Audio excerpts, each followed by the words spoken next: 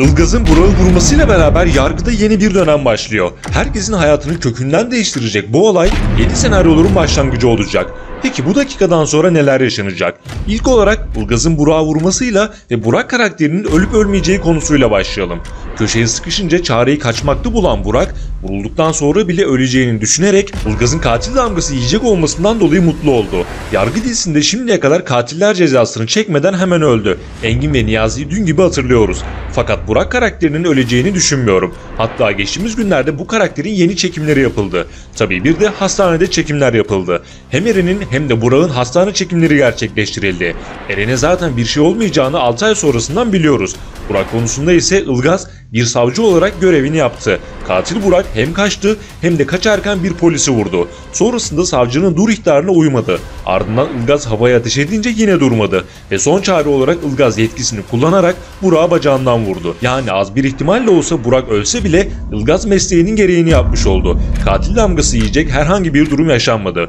Üstelik Eren, Metin Amir ve Burak'ın evinde yaşayan kadın bu olayın görgü şahitleriydi. Tabii bir de parmak izleri ve kameralar var. Her şeyden önemlisi ise Burak ölse de ölmese de büyük bir savaş başlıyor. Şimdi gelelim asıl bomba mevzulara. Ilgaz'ın Burak'ı vurmasıyla beraber yeni bir dönem başlıyor demiştik. Hatta bu konuyla ilgili Kanal D'nin resmi sitesinde yargının son bölüm özetinde çarpıcı bir detay verildi. O detay şu şekilde: Ceylin'i bulmanın ve tekrar yan yana olmanın mutluluğuyla rahatlayan Ilgaz'ı finalde hiç ummadığı bir seçim beklemektedir. Bu seçim ölüm ve yaşam arasında ince bir çizgide yakalar Ilgaz'ı. Vermek zorunda olduğu bu ani karar onun hayatını kökten değiştirecek ve tarafların iyice keskinleştiği büyük bir mücadeleyi başlatacaktır.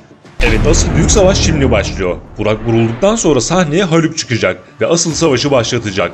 Torununu canı gibi seven, onun katil olduğuna ihtimal bile vermeyen Haluk bütün gücünü kullanarak Ilgaz'a ve sevdiklerine dünyayı dar etmek için elinden geleni yapacak. Tabii bir de Yekta var.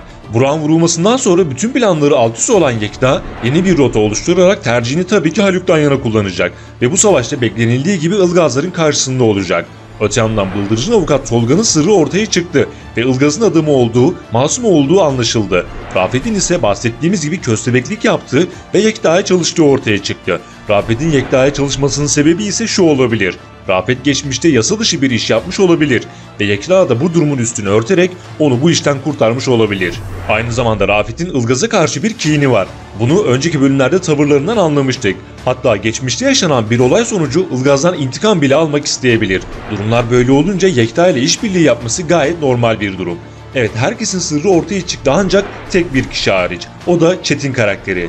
Çetin'in Burak'la işbirliği yapma ve olayların içinde olma ihtimalinden önceki videolarda bahsetmiştik. Şimdi ise ailenin gözünü boyamak ve yalanlarını örtmek için elinden geleni yapıyor. Hatta gelişi güzel bir organizasyona katılması da bunlardan biriydi. Ancak aileni iyi bir son beklemiyor. Ceylin'in de spoiler verdiği gibi kötü günler bekliyor. Önümüzdeki bölümde Çetin'in de gerçek yüzünün ortaya çıkışını izleyeceğiz. Hatta bir ihtimal 6 ay sonrasında yaşanacak olan olaylar Çetin senaryosuna bağlanabilir. Şimdi gelelim Ilgaz'ın gördüğü ipucu dolu o rüyaya. Geçtiğimiz bölümde Ilgaz'ın gördüğü rüyada bebek ağlaması dikkatleri çekti. Bu durum Ceylin'in hamilelik senaryosuna işaret ediyor olabilir. Hatta önceki bölümlerde Ilgaz Ceylin'e çocuk istediğinden bile bahsetmişti. Öte yandan Ilgaz'ın rüyada annesinin mezarıyla yerde bıçak görmesi ve Burak'la karşılaşması hem Burak'ın vurulmasına hem de 6 ay sonraki olayları bir sinyal niteliğinde oldu. Rüyadaki bir başka detay ise Serdar'ın Gül'ü kaçırmış olması. Bu da önümüzdeki bölümler için bir spoiler olarak algılandı. Bunların yanı sıra taksici Burhan'ı Çiğdem'in öldürdüğünü öğrenen Ceylin, Çiğdem'in hamile olduğunu öğrendikten sonra sürpriz bir karar verebilir. Belki de zamanında Metin Amir'in Çınar'ın suçunu örtbas ettiği gibi Ceylin'e bir şekilde Çiğdem'in suçunu örtbas edebilir.